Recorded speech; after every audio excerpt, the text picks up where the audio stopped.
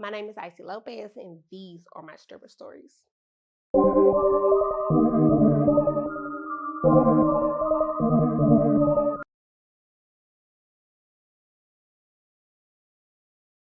Is Come it on. true that them friend groups in the strip club be hunching on each other? I got stuck for a minute. So there's different kind of friend groups in the strip club. You just got to know what friend group you're associated with. There were the hustlers. There were the girls that came. I mean, there were the girls who, like I know one. I don't know how to say this without, but J Mafia was a very very prominent. Like his girls, they were his girls, and they literally made a stamp. So you had little cliques. That's what I want to say. Cliques in the strip club. J Mafia was a money clique.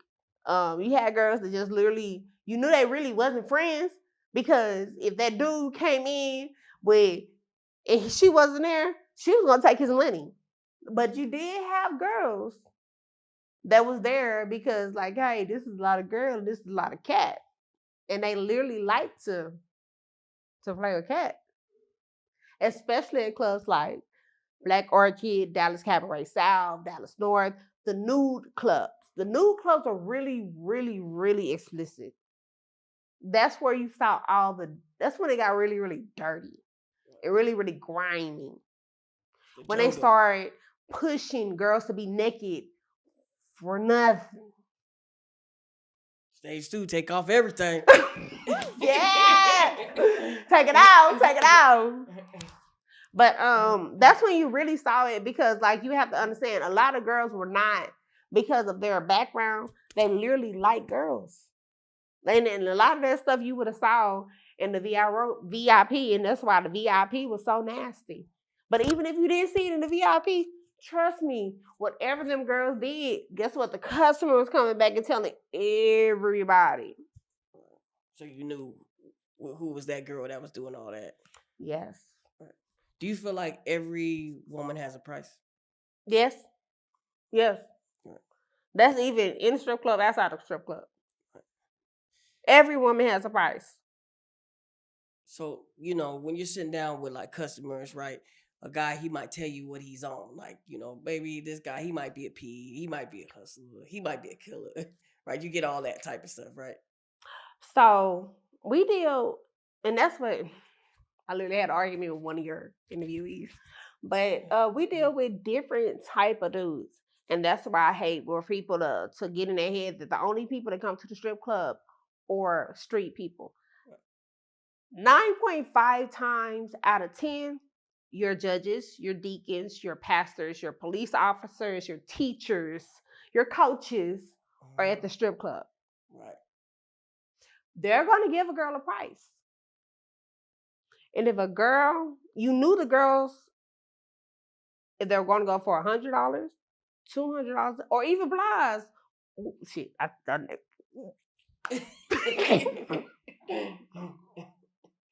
Y'all hear that? But like, it was just certain celebrities that came to the club, and you already knew what they were looking for, what time, especially if they came on day shift or night shift, what they were looking for and how much they were paying. You knew from the time they walked through the door. You knew which girls were over there and how much they were going for. So yes. Every girl has a price. Right. What was your favorite night shift or day shift? Black Orchid. Right. Yeah. Night. Oh, no. I lied. Peeping Toms. Peeping Toms was the hood. And that's how I'm going to tell my age. But I did like Black Orchid. But Peeping Toms, that's when I think that's when I learned. That's when I met DJ Papa Run. So I would always tell every girl to like really build a relationship with your DJs. Okay. Your DJs and your promoters. Because they're going to know where the money is. And then always have a waitress on your team. Because guess what? She has to get the ones. Yes. So why would you fight them? Right. Makes sense. Is there any more advice that you would give to an up-and-coming dancer? Get in, get out. Right. Get in, Get out. But it's so hard to get out, right? Like, it's like, that's why they call it the trap. Yeah. I mean, yeah. Yeah. But you have to have a plan. So how do you've gotten out? So what was the hardest part about getting out? It's still very, very hard to convert to like people telling me no. I'm not used to that. Right. Or people telling me to wait. Mm. Or having to having somebody to decide if I'm okay to be at this establishment. Or listen to people with their mediocre stuff, or having people talk down on people who have to live their lifestyle. Mm. Like that, and I have to bite my tongue. So my attitude is really, really bad. A lot of times, the club gives you a privilege, especially. I was just working at the minor clubs. I never wanted to be like at a major club or a major dancer, like the Pole Assassins, the Gucci's, those are major dancers that literally like they wanted to do this and they made a name for themselves. The Jades, like they made a name for themselves and they did it very, very classy and very, very well. Butterfly Rogers, like they did an amazing job. So I give them props, but it's just hard to come from making. Oh, I need some new shoes, or I want some new shoes, and them $300. I'm gonna go to work and I'm gonna make it. To go into a job and them telling you like, hey, you ain't gonna make that. You ain't gonna see that $300 till Friday. Right. So girls started doing lashes and hair, but I mean, if you have not built that clientele, then it's kind of hard. But that's why we said we have Glam, and shout out to Glam because she's done an amazing job with her dances and her performances. There's a lot of girls who've actually been able to transform, but I think that needs to be actually studied because it's really, really hard to going from being a dancer to working a 9 to 5 and having people look down on you because that's what you used to do. I retired 6 years ago and I still have to live with it every day. Right. And who's telling you this? Like, it's your family? Right. Family are the biggest critics. And then I'm sure once you were doing and then even when you're in a relationship, it's like family. And then even when you get a dude, you used to dance. I literally stopped dancing 3 times when I got with a dude, and it turned out to be trans because they was like, oh, my dudes can come in there and they can give you $1. And you're going to shake it. They can touch on you and feel on you. Like, that's the most degrading thing in the world. To love somebody and them to feel like you're worth nothing but 4 quarters. And then have to transition to that to be a wife or a mom. Or a businesswoman. Like, I went to DG's and I saw Kiki Badass. And she was just like, I was like, dang, girl, you still here? What are you doing? And she was like, no, I just came for Christmas because I needed some extra money. Mind you, she's banging. Body tea, like real smart, pretty. And she was like, I just need money for my kids. And it's just like, it's hard because she doesn't want to be there. But she needs the money. And the job isn't paying it. She has a really good job. I'm not gonna tell you what she do, but she's in the medical field and they pay her a lot. They pay her a nice little money. But nowadays the economy's so bad that you still need that extra. Gotta get it at all times, right? Yeah, and like people die. People think that just like somebody I'm still arguing with him. I'm probably gonna argue with him when I leave here.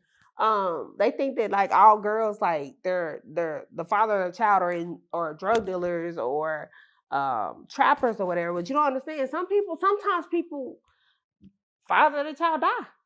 Right, that's true. Then what you do? You don't have that support. Yeah, or shit get locked up, or you know what I'm saying? It's or they fall on hard times. Right, they fall on hard times. They ain't they were on when you met them, and then they fall off, or they just don't have a job right now. Right. They don't, or like the income they're making is not taking care of the home. Like I go to church, so one of my pastor was just like him and his wife had to like literally stay with his mom or her mom, not his mom, her mom, for 6 months because they weren't making the money. Right. So I don't understand why people talk down on people that's literally just trying to live.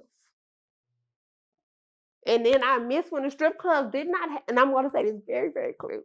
I miss when the strip club had no girls, unescorted, and no cameras. That's when we saw the most money. Because it was a secret. Anything that is a secret is top dollar. Yeah. When it comes for everybody, like Family Dollar, that's when the money stops. And that's why, I ain't gonna lie, that's why I quit. Because what? I went from making almost a bad night was $800. A really bad night was $400. But I went from making that to a good night being $400 and $800, and I'm just like, bro, like this is crazy. Yeah. And you paying the club, and then like the clubs used to just charge you like $20, $30, like come work. They actually appreciated their dancers. Now it's just like you paying almost $200 to work. Right. They looking at the dancers for money. Yes. So that's what I'm saying. Like when people say pimping, I'm like, bro, the club is pimping us. It's $200 to work. We get a house mama $50. It don't need no lashes. Don't need no lotion. Don't need nothing. Don't need nothing that you think that you're paying for. Because guess what? That's gonna come out your pocket. By the end of the night, after you calculate everything, you're going home with $200. Unless it's a good night. Because I've been to some of these clubs and I just worked I walked around them and they're not making any money.